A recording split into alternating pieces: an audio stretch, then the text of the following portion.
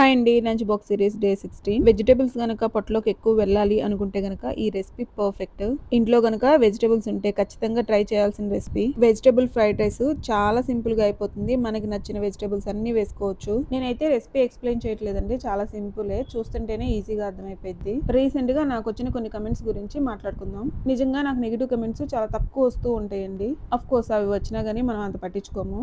But recent days లో rice recipes share చేస్తున్నాను కదండి, అవి ఏముంది రైస్ వండుకోవటం, అన్ని కలుపుకోవటం, వండుకోవటం, తింటమే కదా, దాని బదులు కూర చేసుకొని తినొచ్చు కదా అని కమెంట్స్. అఫ్ కోర్స్ ఓపికంటే అలా కూడా చేసుకోవచ్చండి. బట్ ఎందుకండి అంత చిన్న చూపు రైస్ రెసిపీస్ అంటే? ఈ రైస్ రెసిపీస్ టైం సేవియర్ అని చెప్పొచ్చు. వీక్ డేస్ అంతా ఎలా ఉన్నా గానీ ఫ్రైడేకి మిగిలిపోయిన వెజిటేబుల్స్ ఉంటాయి, 1-2 ఉంటాయి, వాటితో రైస్ రెసిపీ చేసేసుకోవచ్చు. ఇలా చేసుకుంటే గనక వెజిటేబుల్స్ వేస్ట్ అవ్వవు. ఆ రోజు ఏం కూర చేయాలి అని ఆలోచించాల్సిన అవసరం ఉండదు. మా పిల్లల విషయానికి వస్తే వాళ్ళకి లంచ్ బాక్స్ కలిపి పెట్టాలి.